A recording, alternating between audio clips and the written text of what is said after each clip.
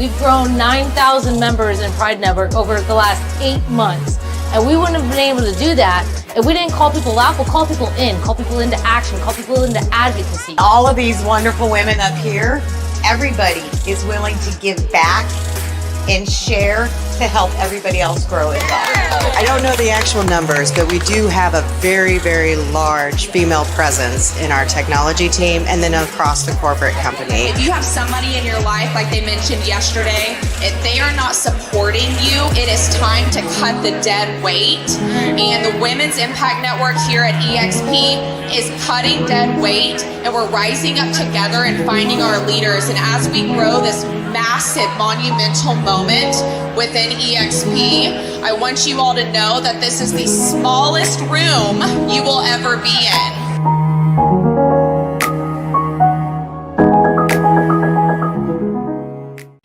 Hi, everyone. My name is Noor Marzouk. I am the Vice President of Global Marketing and Communications at eXp Realty, and I am so excited to be your host for this week's Win Wednesday. Every Wednesday in the month of March, we are talking to some real estate powerhouses at eXp Realty, and I am so excited to be hosting this week. This is all with the eXp Women's Impact Network, and if you are not sure what that is, it is a group of women in real estate at eXp who have come together to be a safe haven for all of us, to have really great discussions and conversations, not just for women, but for advocates of women. And if you haven't joined, we encourage you to be a part of the eXp Women's Impact Network. We have a screen right now with a QR code linking you to the workplace chat, to our Instagram handle. It's an amazing space where women share their thoughts, their leadership, their encouragement, and we just welcome you all to join us. And today's Win Wednesday, I am so excited.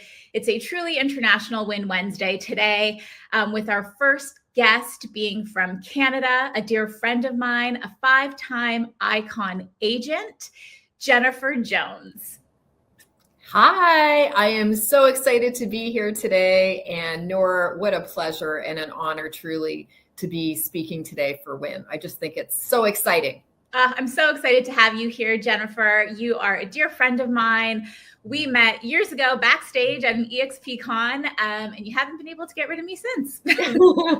And nor would I want to. I love it. Nor, I love it. Nice cut. I love it. I love it. So I wanted to start with a little fast rapid fire questions to get to know you a little bit better. So are you ready for them? Absolutely. Let's go. Okay. Coffee or tea? Both. Okay. Early bird or night owl? I want to be an early bird, but I'm still drawn to being a night owl. Okay. I love it. I'm an early bird. Your dream travel destination? I would say the dream would be space. Space. Okay. We'll go back to that. Your favorite way to unwind after a long day? I would say reading a book or some kind of amazing Netflix series. Okay. Are you watching anything right now? Currently, I am watching SEALs with the Navy SEALs. Okay. There's a lot of seasons. It's going to take me a while to get through this. Okay. Well, you got it. You've got this. Okay. If you weren't in real estate, what would you be doing? Running an animal sanctuary. Okay. And we'll also could get back to that to hear a little bit more about your background before you got into real estate. Okay. A book or podcast that has changed your perspective? I would say Power of the Subconscious Mind. And that was written by, I believe it's Dr. Murphy back in like the 50s. So it's a book, but you can also listen to it on YouTube as kind of like an audible. Okay. We'll have to write that down and drop it into the notes in this session. So one word to describe your leadership style. I would say fluid. Fluid. Okay. Your most used emoji in your texts. Smiley face. Because I have a lot of D, so I've learned I have to soften or go back. Like, so where I would, let's say, give a direction to somebody, like we need to get this done. Now I go back and add good morning and then a smiley face to make sure they understand the tone, right? That it's not just a D. Right. And tonality is so important, especially with texts. Right? Yes. It can be, perceived in any way someone wants to perceive it that way. So That's right. Yeah, that's right. That makes sense. Your favorite motivational quote? I would say the Zig Ziglar quote, help others get what they want, and essentially you'll get what you want, right? So the idea of like really serving others at a high level and being focused on them. And as a result, you also achieve your dreams. So within your dreams are big enough to support everybody else's. So yeah. That's a beautiful quote. Okay, last one. If you could have lunch with any woman in history, who would it be? I would say a woman in history. That's a great question. I would say someone like Laura Secord or what's her name? The one who she was in the house in the war, in World War II. They were a Jewish family. Oh, they have a house you can visit, and I've lost her name. Yes. Anne Frank. Got it. Anne Frank. So I think Anne Frank as well. That would have been an interesting one. I love that. Okay. Well, thank you for going through my rapid fire questions. Yes, absolutely. These are really great, fun ways to get to know someone. But this is all about you, JJ, and I call you JJ. But let's start with your title, Circus Master. What does that mean? Some days I feel like I am literally it's like a circus, right? There's like clients, there's agents, there's things that happen. And so it's entertaining. You have to look at it as entertaining and fun, right? And then just problem solve as things come up. Like in a circus, your elephants aren't always going to do what they're supposed to do, right? Someone's going to fall off the trapeze. Like stuff happens. And so adjusting and making the best of it and using humor to do so. I love that. And you run one of the most successful teams, not just in Ontario, but in Canada. So tell us a little bit more. If you guys don't know JJ, tell us a little bit more about your background, because you weren't always in real estate, but what were you doing before real estate and how did you get into real estate? So I was actually right before real estate, I was in horse racing. Mm-hmm. So totally related, right? So related.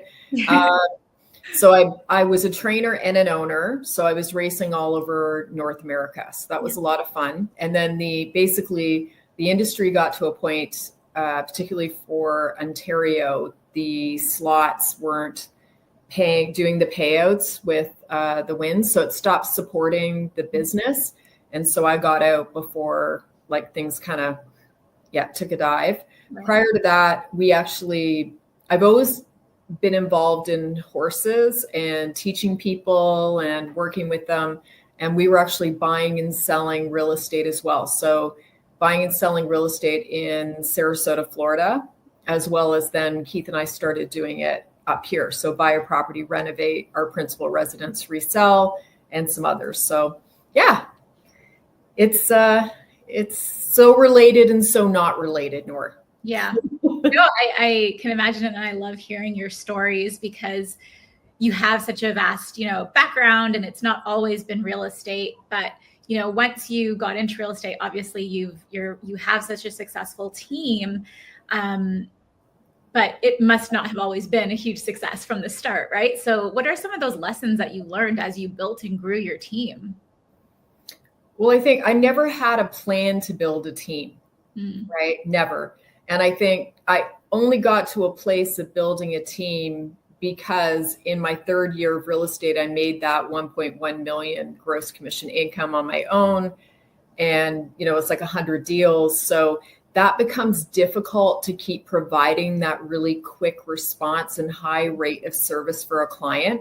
So I only started a team because Anna came to me, Anna Valenciva, who's still with me, 8 years later. Wow. I've been in the business since 2014. So she came to me and said, when are you starting a team? I want to be your buyer's agent. And she kept saying it over and over, right? And so finally one day I said, fine. Yeah. Okay. You're right. I need help. And it kind of grew from there. We had people that started approaching and asking to be part of it. But when I originally did it, I'm a generous person, as you know. I love giving without expectation of return. That's just kind of how I am. And I thought that the splits that some of the teams had were pretty steep, right? I was like, oh, they're really retaining a lot. I think they could give more to the agent, right? So I went ahead and set that team up the way I thought it should be set up without considering the fact that all these other people had been there before me, particularly in the States. There wasn't really a lot of teams within Canada at that point. Mm-hmm. So I brought all these people on, and we made a lot of money that first year as a team, and I lost personally $150,000. So I had to go back to everyone and say, I've made a big mistake here. Like, a total onus of responsibility on me that I set this up the wrong way. And I get it. You guys are all profitable. That's awesome. High five. If I don't adjust our splits, we have to fold the team, right? So everybody stayed on for the most part. I think there was like one person that ended up leaving, which now he's since come back, which is really cool. And it was more that, like, I think just understanding you don't need to reinvent the wheel. There's lots of times to be creative. However, I actually looked at it and said, okay, who's doing this well? So there was a team at the time that was the top within the brokerage I was at, and they'd done 2,400 deals in a year. It was a lot. Wow. Like 8 years ago. So I actually had my office manager, Sarah, who's still with me today. She's also a licensed realtor. She went down, and I had her shadow the team and then bring back everything they were doing. They generously share with people. Mm-hmm. So she came back, we implemented everything, and it's kind of been rolling since then. Like, we make certain adjustments along the way, but I use that, green light, red light, right? Like, is this working? Or after 6 months of trying something, it's not actually generating business or adding value in the way that we intended. So red light it goes, right? Yeah. I think that honesty and being vulnerable is so valuable in business. And sometimes it's viewed as being weak, right? For a woman to be vulnerable or to share that there's, a mistake that was made, or, I wanted to go a certain route and it didn't work. And so really being able to showcase that vulnerability with your team and still having everyone stay with you, that must have felt really great, right? And that just showed that there's so many different avenues and reasons to be a leader and different ways to lead. And that's a really important part of it. Yeah. And I think that it's about being authentic, right? Yeah. I know we hear this over and over again, but that's the truth. If you're, if you believe you're perfect and that's the way you lead, you don't allow for the real growth of other people because they can't be honest, right? And even, sitting in big team mastermind groups, I talked to a bunch of leaders over the past, because the market's been tougher, and that's worldwide for 3 years since February 22. And finally getting that honesty from the team leaders with, yes, I've put in personal money. Yes, I've cut back my salary, like all the things that they've done to keep that business floating, keep their people employed, keep their agents going. I think is pretty admirable. Like, people say, oh, team leaders, they're just starting a team because they want to make money. Well, if you do that, it's for the wrong reason. The agents, the team agents that have led these teams and stuck it out through these kinds of markets, like, this is one of the worst one they've ever seen, right, in terms of real estate. So I just think, kudos to them, and kudos to the people that are honest, right, and are willing to share for the learning of everyone else, because we're not helping each other if we're just like, oh, everything is awesome, it's so good. I'm a positive person, I'm optimistic. Yeah. And there's also, it's like, okay, we need to face reality, and then we reframe, right? Then what I believe, whether the market goes up or the market goes down, I outperform the market. So that's always been my mentality, but also okay, you know what that means from a mathematical standpoint? We have a GCIcalculator.com that we created for our team, right? Yeah. So I can actually look at that and say, guys, remember how you used to be able to make 120 dials to one appointment, and then out of 4 appointments, you would get 1 deal? Well, now you need 480 dials to get the same appointment, right? Yeah. So it's more like double down, triple down. And so that importance of, not to stick your head in the sand and ignore everything that's going on, but to understand that it's just math and mindset, and then lead from that place, right? So, yeah. Yeah, I love that. And I love what you said about, being in masterminds and really sharing a lot more than just everything is great and there's no, issues or concerns with what's going on in the market, and really being able to learn from others. So with that, what advice would you give to women who are looking to step into leadership roles based on all the things that people have poured into you and all the things that you have poured into other people? If there's, one piece of advice that you would really give to someone today who's looking to go into a leadership role, it doesn't have to be in real estate, but just leadership, what advice would you give them?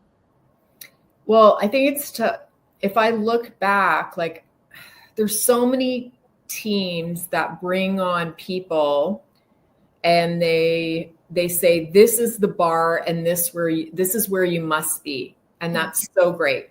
Mm-hmm. But as women leaders, we tend to be more empathetic, and also we're using our intuition more.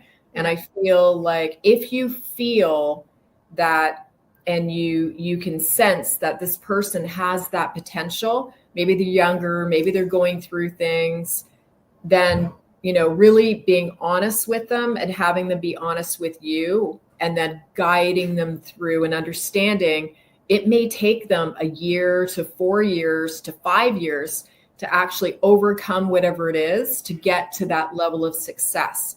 But then you're a part of their journey, right? Then you're changing lives. It's not just cutthroat with you didn't hit your numbers, right? Yeah. So I feel like it's intuition and empathy. Those would be the 2 strongest traits of a woman leader. You have to have high social EQ to understand people and what's going on. And if you don't, then, spend the time learning, reading. It's interesting too, because I asked Glenn Sanford one day, I said, who have been your mentors, right? Mm-hmm. And he said, books.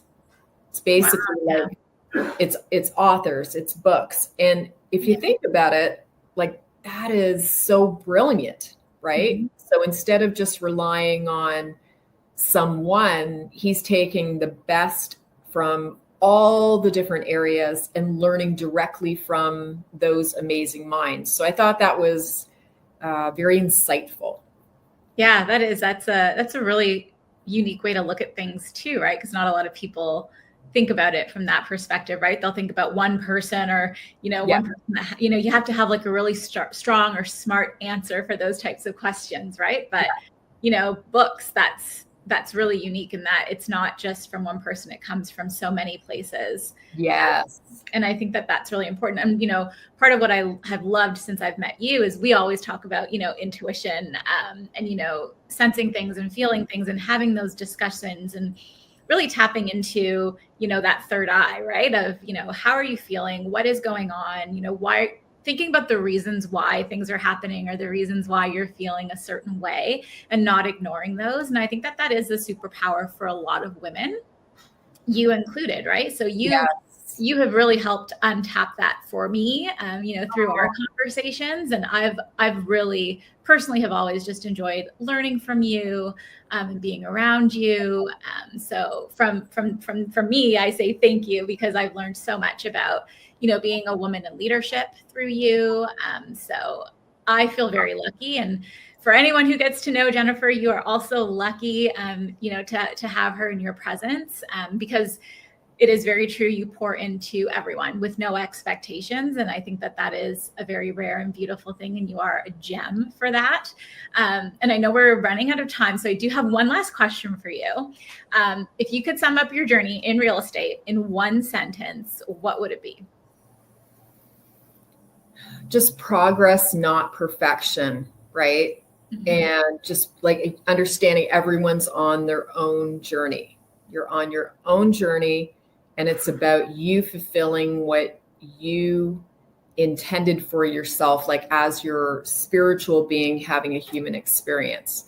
So if you try to copy and follow everybody else and measure yourself against them all the time, you're going to feel awful, right? So stop scrolling so much on Instagram and Facebook and TikTok and all those things. Make sure it's like a disciplined time. And then also assessing, how do I feel when I'm doing this? How does this make me feel?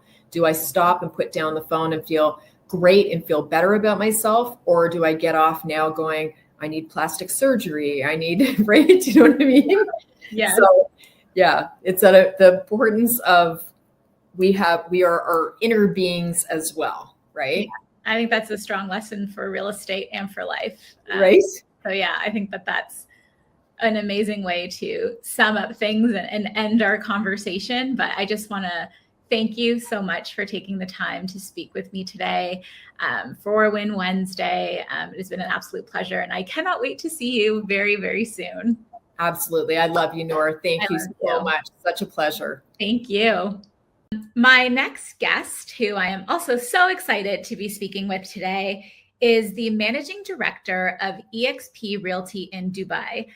So please join me in welcoming Dunya Fadi.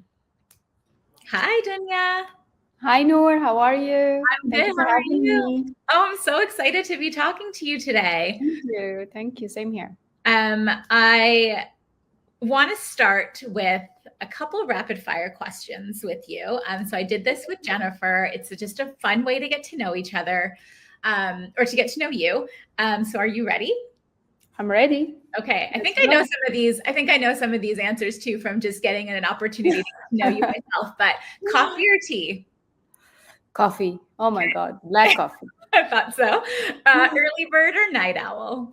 Early bird. I do believe when you wake up in the morning, you get to catch the good fortune, you know? Yes, I agree with you. I'm definitely an early bird. What is your dream travel destination? There's so many and very confusing because I love the beach, but I'm a city girl. So I would say, honestly, I love New York City. I just love the hustle and bustle of that city. So I would say that. Okay.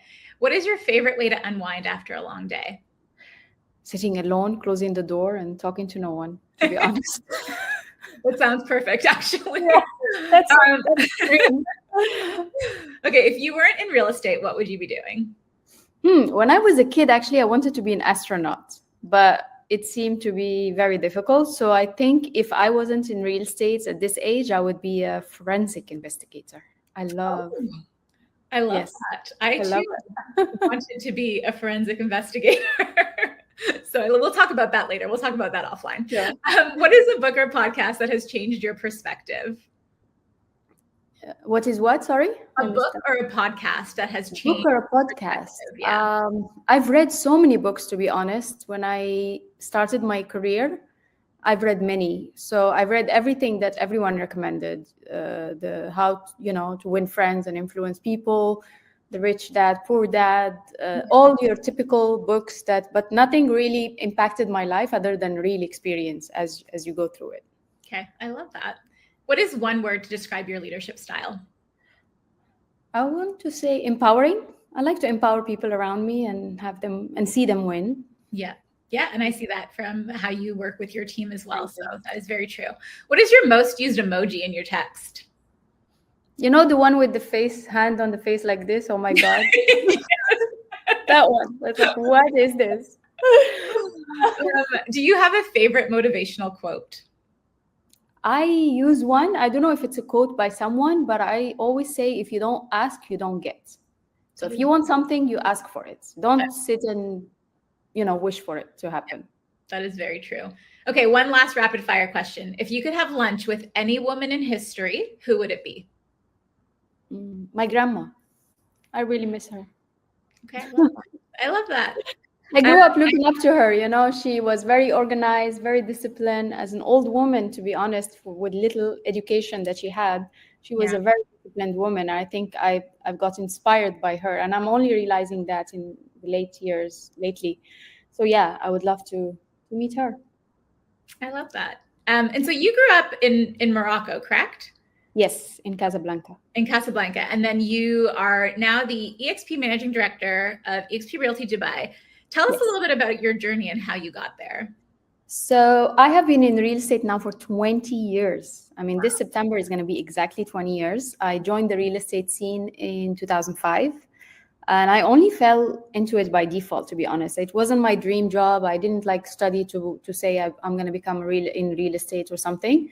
But I was visiting Dubai, and my friend was here working and living on her own. And she was working in the stock market, not in the real estate. But then I thought about it. I'm like, maybe I could also work and study here. You know, I finished my high school. I did 1 year back home. And I'm like, maybe I can be independent too. And I'm like, okay. And I really put through a couple of applications in university. And then a friend of mine helped me put 3 CVs because, you know, they said, look, the freehold law just got announced in Dubai in, I think, 2002, 2003. And there was huge demand and the whole city was transforming at that time. So it made sense. It was really big sector. Yeah. So that made sense, to be honest. And then that's it. There was no going back. It was 1 year that I was a property consultant. And then the year after, I was asked to be a sales manager and found the company for a friend of mine.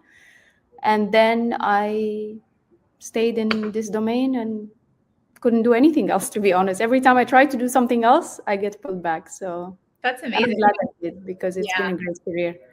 I love that. So, I mean, I lived in Dubai from, I think, 2017 to 2019, and it was so well developed and established by then. But already, in 2004, I feel like being in Dubai would have been like a real estate playground, right? Because everything was under development.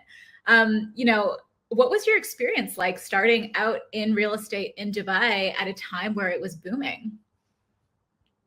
It was, look, I was lucky, to be honest, because we had very little new developments. There were many as per Dubai that time, but there were very few. And I was able to learn all of it. Like I was lucky that there wasn't what it is today, because today, honestly, to become a real estate agent here, it's okay, great, you make money, but it's so much to learn.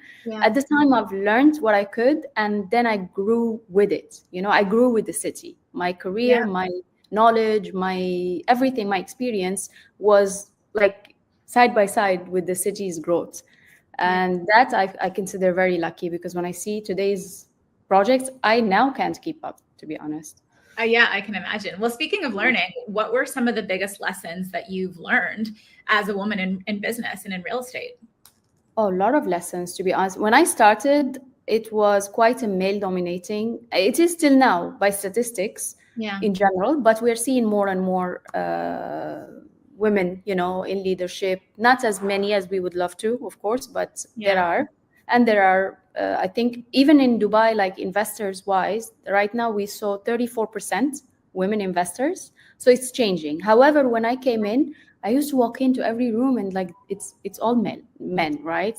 And I'm like, okay. So I had to really be confident. I had to know my stuff. I had to, because the first look I will get is like, oh, who's this young girl who's coming, you know? And I was very young. I looked also very young. So I needed to know my stuff. And any investor would look at me and like, oh, I'm not going to put my money with her, you know, until I speak, and I speak sense, and I have knowledge, and I really do my job very well. So the lesson I've learned is basically, you know, just have the confidence to prove to everyone around you that you're capable of doing what you are set out to do. That's amazing. And so obviously being in a market where it is male dominated, and you might have been the only woman in the room. And I know that, you know, you said that you learned your stats and things like that. How else did you stay ahead to get to where you are today? You know, do you have any advice for, you know, women who are coming into the real estate world, or, you know, feeling a little bit intimidated? You know, what advice would you give them to make sure that they're successful? For me, I will always vouch for knowledge. You may not have it at first, but you can acquire it.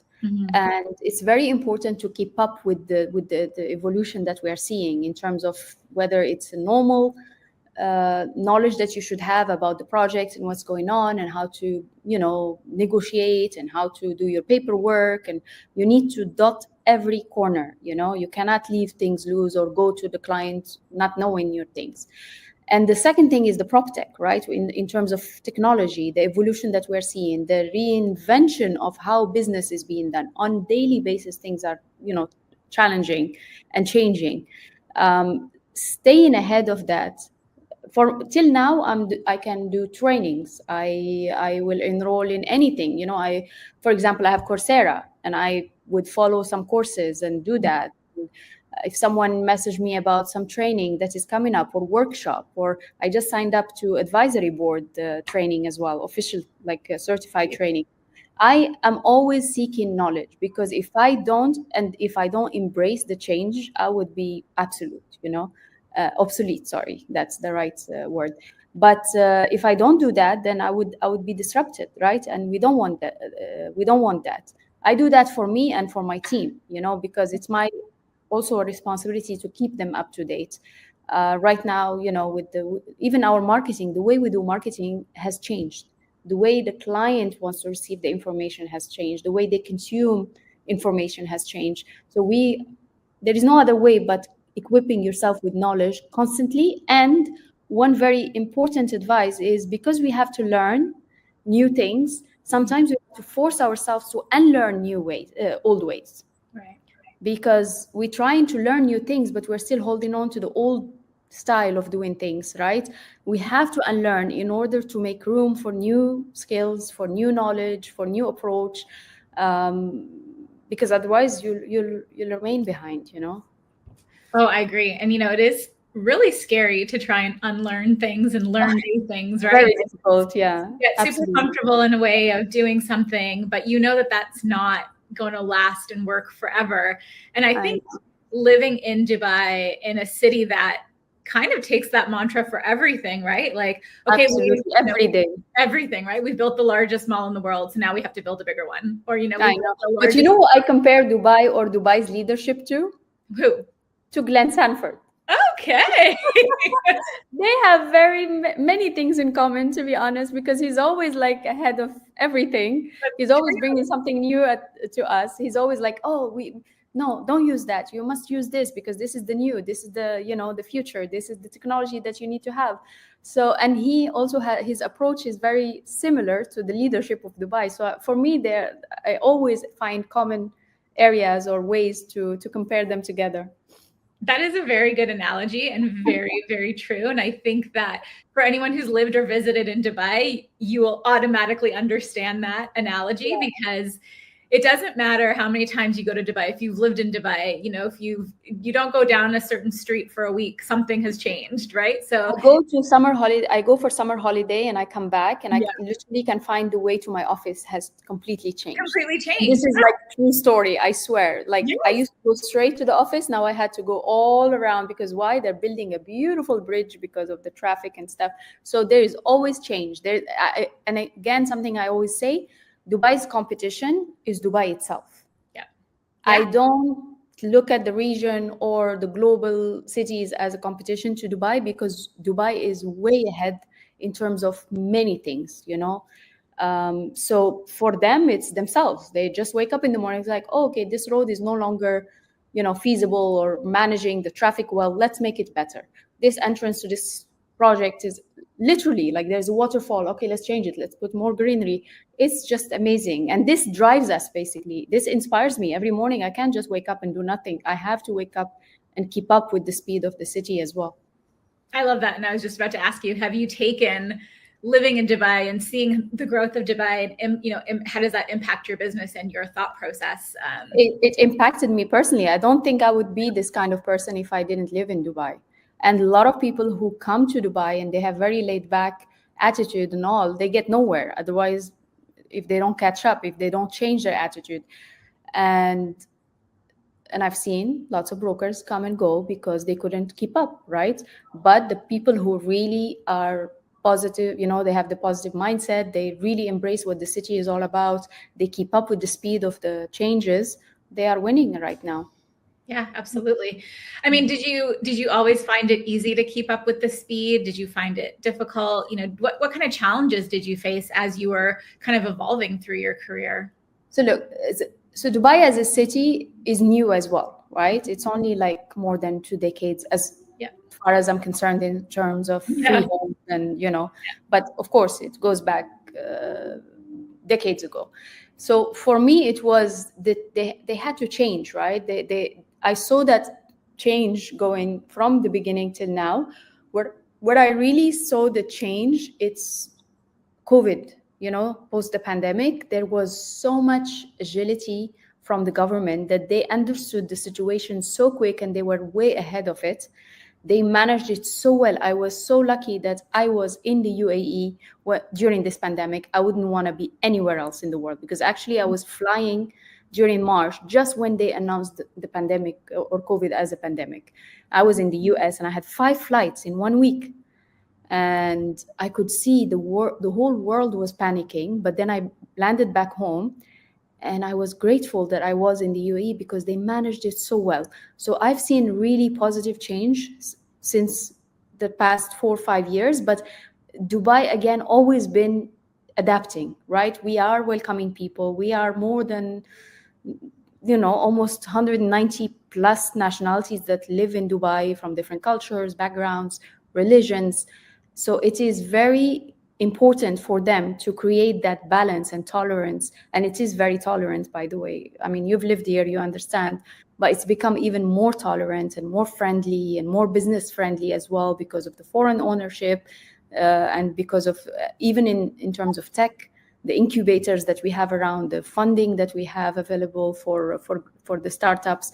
So it's changing. And for me, that eased that challenge of because the regulation would always make things a little bit difficult to maneuver, but also you could see that they are adapting it as we go. So I'm not too worried when I get to a dead end. I'm like, okay, they'll get to it and they will fix it. Nice. And that's really what's happening. I love that. And I know we've talked about freehold a couple times, but do you want to just explain what freehold is to people who are watching that might not know? Yes, of course. So freehold is basically in Dubai or any country in the world, you're not allowed to just buy as a foreigner, right? So the country will have designated areas or locations or developments that are called freehold, which means you can own them 100%, pass them on to your next generation, no issues, nothing. So that's what freehold is. So we have plenty of those communities and areas, designated areas for foreigners to own. And as you know, we're 92% expats in Dubai already. So it makes sense that we could, buy our property and own it as investors or otherwise as end users. Yeah. So 92%, I feel like it's, and that's what, there's such beauty of being in Dubai, because there is, as you said, so many diverse cultures. And I met people from all around the world living in Dubai, and it allowed me to understand the world in a little bit of a different way, because it did the same to me, to be honest, because where I come from, I could only understand my surrounding, what my city had to offer. Even the other cities look different from mine. So, but when I came to Dubai, and I had so many perceptions, wrong ones perhaps, about the rest of the world. And then when I came to Dubai, and I had friends from all over the world and colleagues from everywhere, and I had to interact with them every day, and clients coming from all parts of the world, I had to adapt also my way of, dealing with people. And I kind of have sort of understanding on how to deal with people from certain nationality and other people because there are different cultures, different habits, different. So for me, I've learned what I could learn for 1 year in my country. I've learned, it could take me 10 years in my country. It took me 1 year in Dubai. Yeah, I agree. I understand that when you say that, 'cause I remember being in an office and just working with people from all over the world, and really having to shift my mindset a little bit when I spoke to some people versus others, because everyone just works a little bit differently, right? So it allows you to really understand, working dynamics and, even just communicating with different people. and how you have to be so perceptive in everything that you do. And just like, I know we only have a few more minutes left. So I'm curious, you're a mom, you've got, is it 3 children? Yes. 3. Yeah. So, from as a mom teaching your kids too, like about business or even just mindset, what are some of the things that you've taught your children around even just dealing with, problems or situations or, navigating the world? There are a few things that I really want them to understand and have a good understanding for, because I do believe strongly that it's going to help them, moving forward in their life. One is time management. Yeah. And that's very hard. Whoever has teenagers here will understand what I'm talking about. I tried teaching them time management before they became teenagers. Now it's kind of helping a little bit. But for me, for them, is time management, because they need to juggle a lot of subjects in their school. Yeah. They have activities, they want to socialize, they want to just do nothing. Some of them, like somebody wants to game all day. But I'm trying to teach them how to manage their time, right? Focus in a certain period of time on something, get it done, and then have the fun later. Mm-hmm. That's one thing. The focus, like when they go for an exam or something, I'm like, please don't just click and submit, revise your work, really be attentive to what you're submitting. Other things is I've started taking, I've done it a couple of times now. Initially I brought my daughter, who's 15, with me to an in-person meeting with the team that we have in Dubai, and we're like 60 people here. So I want her to see, and then the second time I brought my daughter and my son, who's 13.